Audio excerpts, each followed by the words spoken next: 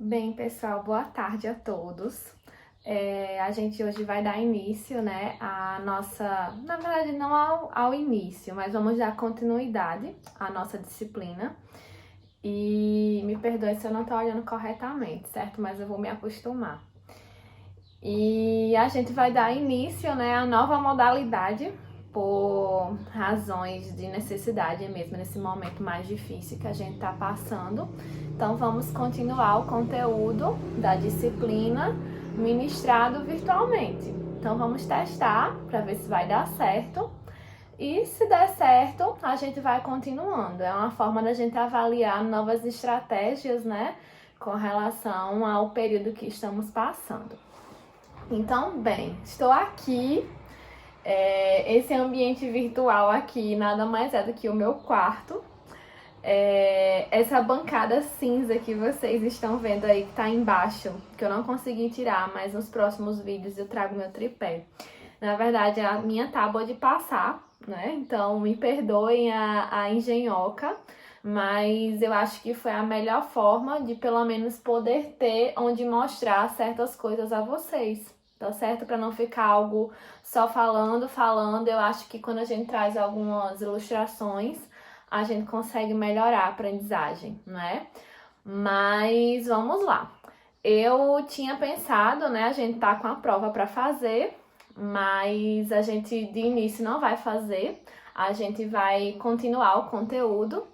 Eu tinha outro conteúdo para entrar em sequência, mas eu trouxe esse conteúdo de hoje para poder ver como é que vocês vão assimilar, porque seria uma continuidade daqueles conteúdos que a gente viu até encerrar o assunto para a prova, tá bom? Então, façam de conta que eu tô aqui na sala, que vocês estão aí sentadinhos nas carteiras de vocês. É uma pena que vai ser tudo muito silencioso, mas vamos lá. Então, a gente viu, só para recapitular, né, na questão da tecnologia de pescados, a gente viu toda a parte da ciência do pescado, composição de músculo, questão de composição de carcaça, como essa composição baseada em água, proteínas, minerais, lipídios, classificamos esses lipídios que são importantíssimos para a dieta humana. A gente também teve outra parte muito importante, né, lá da transformação bioquímica, e a gente estudou, né, toda a passagem de músculo para carne no período pós-morte, que a gente chama, né, que é depois do abate do animal. Vocês também tiveram a oportunidade, graças a Deus, que a gente encerrou, né, que a gente teve que parar e vocês já tinham visto algumas aulas práticas sobre isso. E a gente chegou a ver o abate de pescado, onde vocês chegaram a fechar melhor o conteúdo, né? Onde vocês viram que o pescado ele passa por 3 fases pós-morte, né? Desde o abate com sua fase de pré-rigor, o rigor mortis e o pós-rigor. Então, só para recapitular, o pré-rigor vai corresponder às etapas de consumo de energia na forma de ATP, principalmente, né, com o glicogênio que sobrou do animal ainda quando ele estava vivo, só que em anaerobiose, gerando poucos ATPs e a formação de ácido lático que vai causar o abaixamento do pH. Então, isso é importante que aconteça, isso é bom para a qualidade do pescado.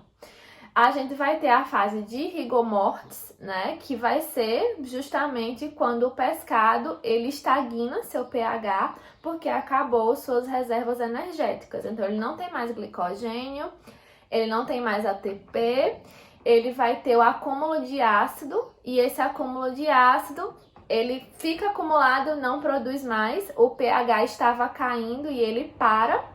E quando ele para, agora, né, você vai ter o pescado com pH estagnado e algumas mudanças visuais. Uma delas é a rigidez da musculatura, por isso que chama-se de rigor mortis, né? É a rigidez após o abate do animal. Isso vai acontecer depois de algum tempo, não é imediatamente no abate, a gente nem chegou a ver de fato, a gente deixou o peixe no dia do abate em pré-rigor ainda, você via a musculatura flexível, ele ainda respondia a alguns estímulos elétricos, e quando foi no dia da filetagem, a gente recebeu o pescado já no pós-rigor, né? No caso, ele entrou em rigor mortis, a gente viu as mudanças na musculatura do pescado e a gente já estava com o pescado em pós-rigor. Eu não sei se quem prestou atenção no dia, mas quando a gente faz o abate do pescado, a gente não pode congelar imediatamente após o abate. Então, quando a gente terminou lá o abate, eu disse para o técnico Fabiano, eles vão ficar um período em refrigeração e só depois que eles vão para congelamento. Então, a aula de hoje é sobre isso, são os métodos de conservação que a gente pode aplicar no pescado. E o primeiro deles nada mais é do que a conservação pelo frio, né? E conservação pelo frio, eu tenho duas formas básicas de conservar pelo frio. Ou eu faço a refrigeração, ou eu faço o congelamento. A gente sabe empiricamente no nosso dia a dia que a refrigeração é um método mais brando do que o congelamento, que é um método mais severo de conservação, né? Em refrigeração, se eu deixar o meu alimento, dependendo do alimento, dura questão de dias, e no caso do congelamento, dura questão de meses, né? Justamente pela severidade em função da temperatura que eu faço esse armazenamento. Então, eu já falei a grosso modo que a refrigeração é mais branda e que o congelamento é mais severo para conservar pelo frio. Mas bioquimicamente, no que isso implica para o pescado, no que isso implica para a qualidade da carne. Então, é isso que a gente vai ver hoje e no final eu vou cobrar de vocês uma conclusão sobre esse passo a passo que eu venho falando, e por isso que eu comecei falando lá da bioquímica no período pós-mortem, tá certo? Então, como está aqui, nossa senhora, é batendo. Quando a gente conserva pelo frio, a gente tá objetivando, não marca, né? Retardar reações químicas, né? Às vezes eu chego a paralisar, mas eu vou retardar.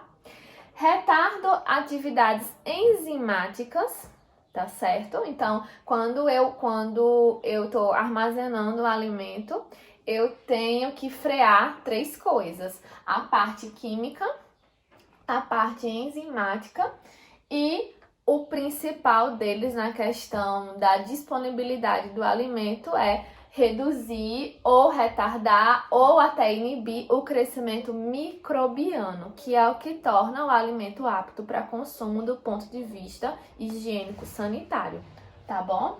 Então, quando a gente olha para o pescado e vê que hoje praticamente a gente não tem muitos derivados do pescado à venda, a gente não vê produtos à base de pescado, como a gente já falou em sala, tão abundantemente quando a gente vê do frango, do suíno, né? A gente não encontra muitos produtos derivados.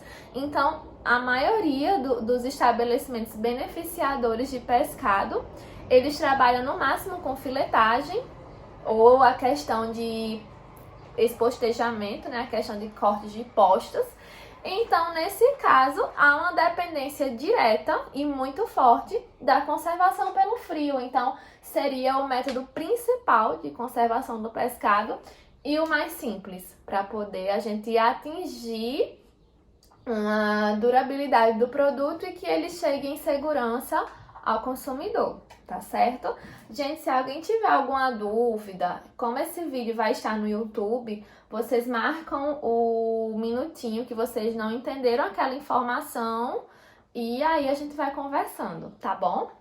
Então, continuando, eu tenho duas formas: a refrigeração e o congelamento. E como eu falei para vocês e que vocês já sabem, a refrigeração é um método de conservação mais brando do que o congelamento, ok? Então, na refrigeração, eu vou ter o quê? Eu vou ter uma redução de temperatura desse produto e vou manter esse produto em temperatura próximo a 0 graus. Por que próximo a 0 graus? Porque em 0 graus, se eu tenho água ali presente na estrutura daquele alimento, aquela água, ela solidifica, ela vira gelo. Então, a temperatura de conservação, quando eu quero refrigerar, quando não é minha intenção congelar, é manter próximo de 0 graus, ok? Nessa condição, por que é um método mais brando? Porque o método ele consiste em retardar, tá certo? Então, coloquem isso na mente de vocês. Refrigerar significa, em grande parte dos casos, em retardar processos. Então, eu vou ter a velocidade daqueles agentes químicos, enzimáticos, microbiológicos reduzido, eu estou retardando a reação, e o rigor mortis ele vai demorar mais a chegar. Então, como eu retardo as reações bioquímicas, né? Como eu retardo a alteração química, a alteração enzimática, eu vou retardar a chegada do rigor mortis. Então, quanto mais eu retardo, mais as reações acontecem mais lentamente, não param de acontecer, só que de forma mais lenta do que se eu deixasse na temperatura ambiente. Então, isso é bom. Por quê? Porque eu deixo que a reação aconteça. Se eu pegar, a gente vai ver lá na frente que se eu pegar o pescado e colocar direto para congelar, eu não vou ter essas reações bioquímicas acontecendo, né? E a gente quer que aconteça. O pescado, ele tem que passar no período pós-abate pelo seu processo de pré-rigor, rigor e pós-rigor. Senão, eu vou ter uma carne de qualidade duvidosa. Como a gente já falou em muitos casos na sala, até com carnes de outras espécies, né? O pessoal gosta muito de falar de uma carne verde, né? O animal recém-abatido já é posto para venda. E aí, muitas vezes, essa carne, ela não passa por essas reações bioquímicas e fica comprometida a qualidade. Você pode comprar o melhor corte, a carne vai ficar dura. Você pode comprar o melhor corte, a carne fica sem aroma, sem sabor. Por quê? Porque eu não deixei que essas reações bioquímicas acontecessem. Eu não deixei que o rigor mortis acontecesse. Não houve transformação bioquímica. É como se eu estivesse comprando um pedaço de músculo congelado. Tá certo? É como se fosse, não. É um pedaço de músculo congelado que não vai ter uma textura agradável, que não vai ter um sabor otimizado, que não vai ter um aroma dos melhores comparado a uma carne que passou por todo esse processo. Então, no início, logo após o abate do animal, como é um método que retarda, eu tenho que primeiro refrigerar para depois ver se o pescado entrou em rigor mortis, e aí quando ele entra em rigor mortis, a gente vai proceder com congelamento, tá bom?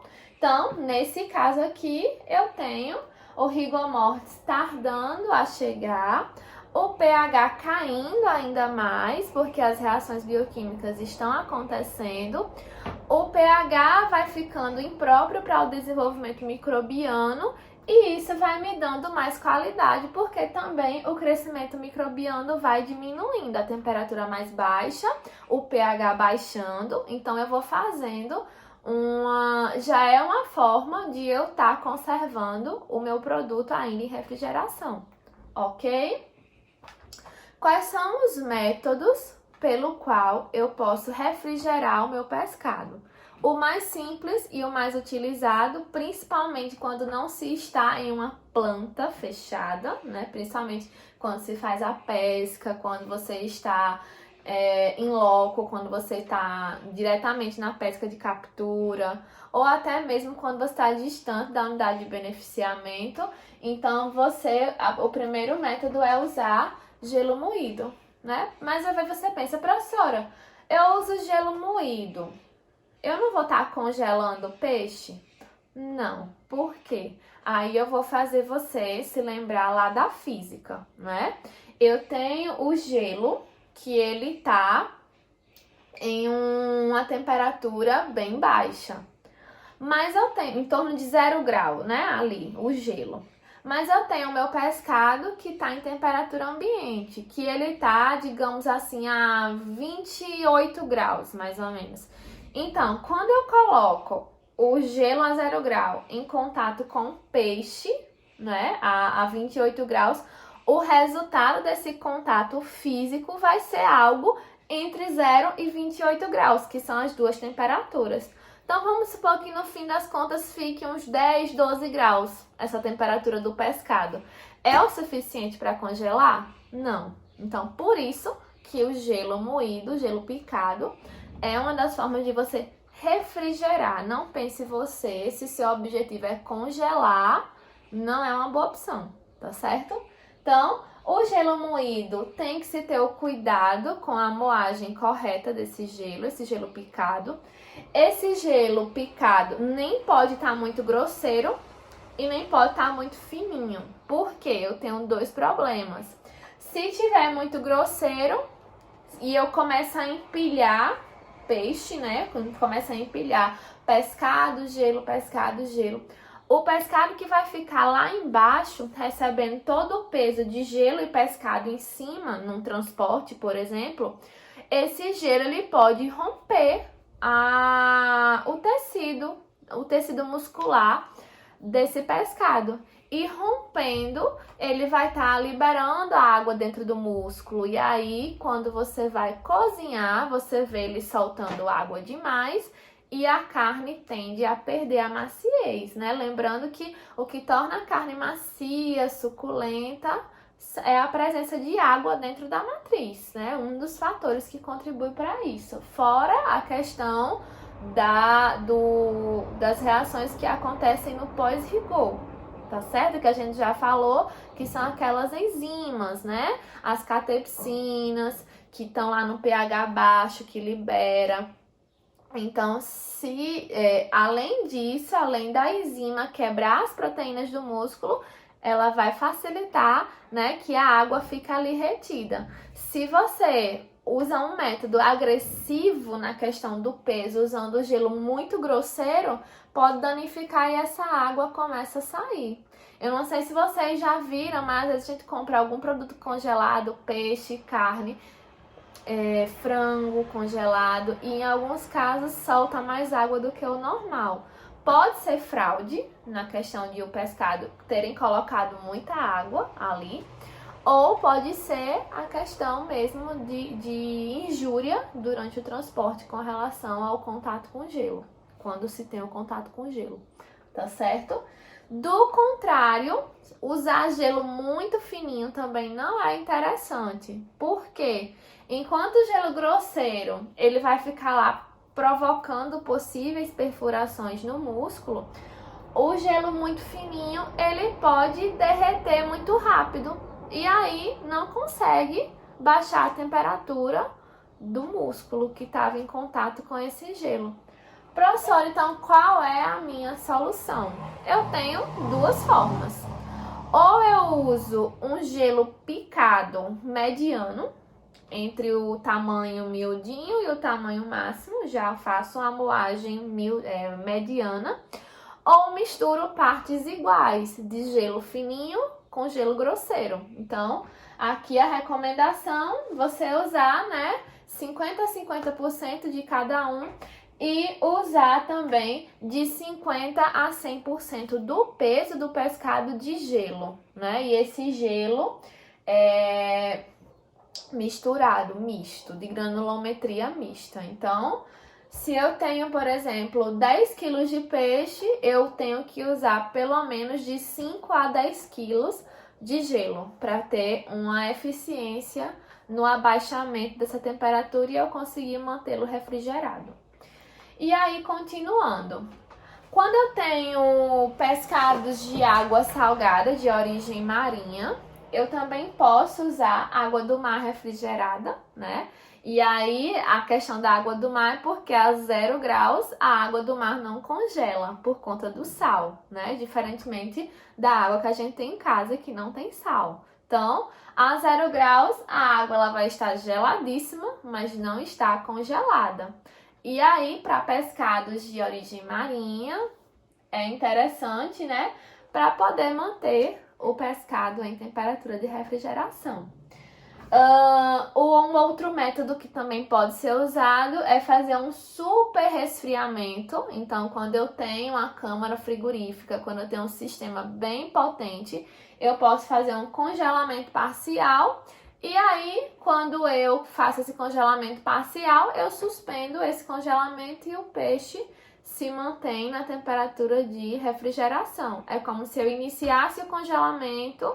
Em grosso modo, é como se eu colocasse o pescado no congelador e quando ele começasse no iniciozinho do congelamento, eu tiro ele e consigo transportar sem ele descongelar completamente, ok?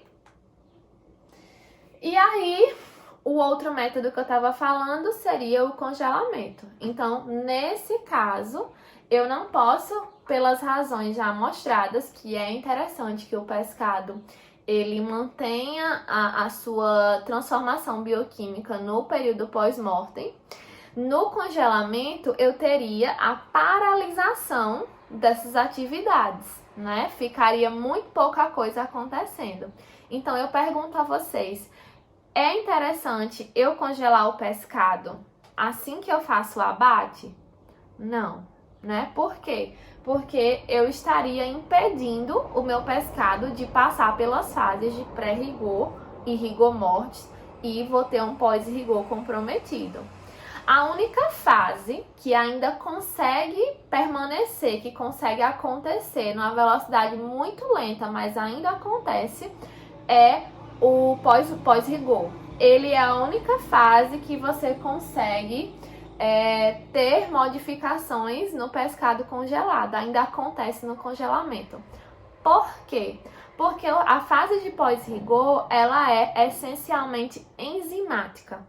E as enzimas, né, se você pegar um livro de tecnologia de alimentos, um livro desses de conservação, a enzima é o único grupo que consegue reagir sob congelamento, né?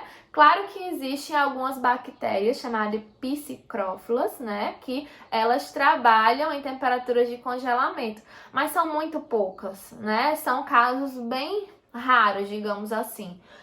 Em termos de ciência e tecnologia de alimentos, o grupo das enzimas é o único grupo que consegue ter, né, ações quando o alimento está congelado. Então, seria a única fase que se desenvolveria sob congelamento. Por isso, por uma questão de manter o pescado com boa qualidade, né, bem armazenado, qual seria a sugestão? Você refrigerar o pescado assim que você abate, observar quando o rigor mortis chegou e quando o rigor mortis chegou, você tira da refrigeração e aí passa para o congelamento, porque a partir de então, teu pescado vai durar meses congelado, vai durar meses e com o pós-rigor acontecendo devagarzinho, mas transformando o quê? A textura, o aroma e o sabor para melhor, ok? Já matei a pergunta que eu ia fazer no final, mas ok. No congelamento, como eu estava falando, a gente vai ter uma diminuição da temperatura desse pescado, visando eliminar totalmente o calor, né, que ele contém. E aí, essa temperatura eu vou baixar bem mais severa agora, comparado com a refrigeração, de tal forma que eu vou congelar a água interna da matriz do pescado. Então, eu modifico o estado físico ali da água, tá certo? Aquela água livre e ligada que tem dentro do pescado agora, ela está congelada. Para isso, a temperatura interna do pescado deve atingir entre -1 a -5 graus. Se a temperatura interna do pescado, se aqui dentro, vamos supor que esse mouse é o meu pescado, se a temperatura aqui dele final tem que ser de -1 a -5, isso quer dizer que o meio onde ele está, para poder atingir essa temperatura, tem que estar muito mais baixo do que -1 a -5 graus. Então, vamos ver. Eu tenho alguns exemplos aqui de equipamentos que podem fazer esse congelamento. O primeiro deles seria congeladores de placas, né? Muito usado pela indústria, ou congeladores horizontais. Então, no que consiste? Eu teria nesse esquema aqui, esses pontilhadinhos entre uma listrinha e outra é o meu pescado, é o meu produto. E o pescado, ele fica sob duas camadas de placas de metal, placas de inox. Então, fica uma placa de inox, o pescado, outra placa de inox, fazendo um sanduíche. E essas placas, né, elas vão estar conduzindo a temperatura de congelamento, onde o meio desse aparelho, desse equipamento, vai ter um gás, como o gás de geladeira da nossa casa, só que o gás atinge uma temperatura entre menos 35 a menos 40 graus. Então, é uma temperatura muito baixa. Com esse equipamento, depois de 2 horas, o pescado atinge a temperatura de menos 20 graus. Então, aí, se você fez direitinho todo o processo, o pescado está congelado dentro da sua embalagem correta. Eu tenho aí, por 12 meses, tranquilamente, a conservação desse pescado, tá bom? Um outro equipamento, né, bastante utilizado também pela indústria, são os congeladores de túnel de ar forçado, né? O que é isso, professora? É um túnel de ar e dentro desse túnel, o gás, como se fosse o mesmo gás de geladeira, quando a gente abre a geladeira que sai aquela coisa assim, aquele gás que a gente consegue até ver, né, esbranquiçado, seria um gás a uma temperatura muito baixa. E aí a gente teria o quê? Um túnel como esse aqui, ó. Deixa eu mostrar pra vocês. Aqui é um túnel e aqui são carrinhos onde eu passo com o meu produto para andar nesse túnel. Geralmente tudo automático. Então, ó, ele vai passar... Nossa. Ele vai passar nesse túnel. Dentro desse túnel vai ter o ar circulando a uma temperatura de menos 30 e menos 40 graus. Esse túnel tem um comprimento calculado para que quando o carrinho chegue ao final do túnel, ele saia com o pescado congelado e aí eu já guardo, tá certo? Então, ó, esse túnel, ele promove dentro de 20 a 60 minutos a temperatura de congelamento do pescado atingida, certo? Um dos tipos de congeladores que algumas empresas usam, principalmente de pesca, né, de pescados de origem marinha, são os congeladores de imersão. Não é tão utilizado, porque é um equipamento bem robusto, bem grande, onde eu teria uma solução de sal, uma água com bastante sal, muito sal mesmo. Para quê? Para que o mesmo princípio lá da água do mar. Quanto mais sal, mais baixa a temperatura de congelamento dessa água, né? Então, se coloca muito sal nessa água para que ela não congele e aí ela mantém, né? Ela está líquida, cheia de sal, a uma temperatura de menos 15 a menos 20 graus. E aí a gente coloca o pescado, né, distribuído em balaio, em caixotes. Só que qual é a desvantagem? Não é muito prático e o pescado, a gente já pode dizer que ele estaria imerso em uma salmoura. Se a água tem muito sal, esse sal, o pescado pode absorver e eu já teria o início de uma salga, que já é o próximo assunto da gente, né? Então já teria o começo de uma salga.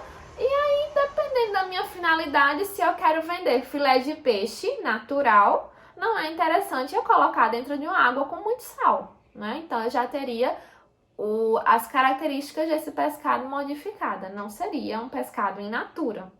Concordam comigo?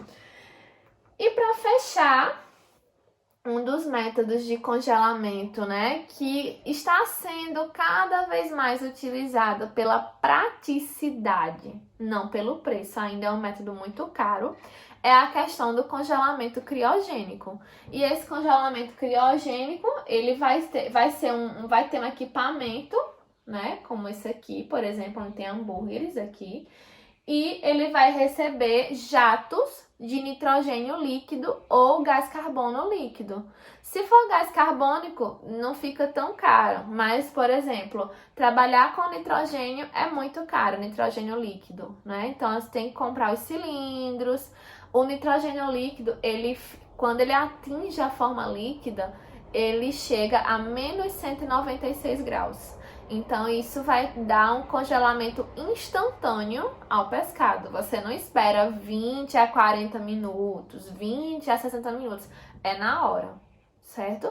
Só que isso, além de ser um processo muito caro, tem que se avaliar a real necessidade, tem que se regular bem os parâmetros. Não é indicado fazer o congelamento criogênico, por exemplo, em produtos muito fininhos, porque como é muito agressivo esse jato de ar a uma temperatura muito baixa, pode provocar rachadura, né? E também existe, como é um produto que ele é muito agressivo, exige também de nós operadores que a gente se proteja. Então isso também gera um custo, né? Quando na verdade, dependendo de outro congelador que você tivesse, você não teria tanto investimento na questão da proteção do operador. Então, tudo isso tem que ser avaliado. A criogenia, né, o ato de você congelar com líquidos criogênicos, como nitrogênio ou gás carbônico, hoje ele é mais usado na área médica, né? Então, a questão de congelamento de óvulos, congelamento de células-tronco, congelamento de sêmen, quem trabalha com reprodução animal. Então, assim, são finalidades mais específicas, né? Onde realmente você precisa dessa temperatura muito baixa. Para alimentos, hoje, né, os métodos anteriores que a gente falou se comportam muito bem, tá certo? Eu trouxe para vocês aqui para mostrar uma técnica que é muito utilizada em estabelecimentos que vendem pescado, que é a técnica de glaseamento. E o que é isso, professora? O que é esse glaseamento? Nada mais é do que aplicar uma camada de gelo no produto, na superfície do teu pescado, ou imergindo ele no gelo, ou fazendo a aspersão da água fria no produto que já está congelado. Então, vamos lá. Vamos à realidade de uma peixaria, de um supermercado de grande porte. Você precisa expor seu pescado e ele tá bonito, brilhante, com todas aquelas características de frescor que a gente já viu nas aulas anteriores. Então, eu pego esse produto, eu expus no dia, terminou o dia, eu não vendi tudo, eu congelo. Quando a gente congela, ele não fica tão brilhante, ele não fica tão bonito quanto ele tá ali fresco em cima da bancada de gelo. Então, o que é que a gente faz? No dia seguinte, você congelou, no outro dia você descongela e aplica um sprayzinho de água, né, no produto. Para quê? Para dar um brilho no produto, para poder você expor melhor o teu produto. Claro que mantendo ele na temperatura correta, né? Porque o congelamento, ele vai tirando um pouquinho do brilho desse pescado, então você vai lá e dá uma camada de água para manter esse pescado brilhante e, acima de tudo, hidratado, né? Você mantém o produto hidratado, ele não resseca a pele, ele não vai perder o frescor, né? Vai demorar mais a perder o frescor. E o melhor de tudo é que você evita o contato do oxigênio diretamente com a carne. Então, evita, por exemplo, que oxide aquela gordura boa que a gente falou, aqueles lipídios essenciais. E não facilita a questão da deterioração microbiana. Pessoal, essa aula ela é bem curtinha, né? É relativo à questão do método de conservação pelo frio. A gente vai ter agora, durante a disciplina, vários métodos de conservação para a gente estudar. E o que eu queria, né? Esse vídeo vai estar no YouTube. Eu vou pôr o link no Siga, mas vocês vão assistir, vou disponibilizar no WhatsApp. E eu vou colocar no Siga, ou por quem quiser me mandar também por e-mail, para você me dizer direitinho, comentar no pré-rigor, no rigor e no pós-rigor, qual seria o método de conservação pelo frio ideal para essas etapas, tá certo? Tudo isso eu acabei de falar aqui, mas eu quero que você feche o assunto tirando as conclusões de vocês, tá certo? Eu espero que tenha dado certo de coração e que a gente se desenvolva bastante, mesmo nesse período difícil que a gente tá passando. Um beijão!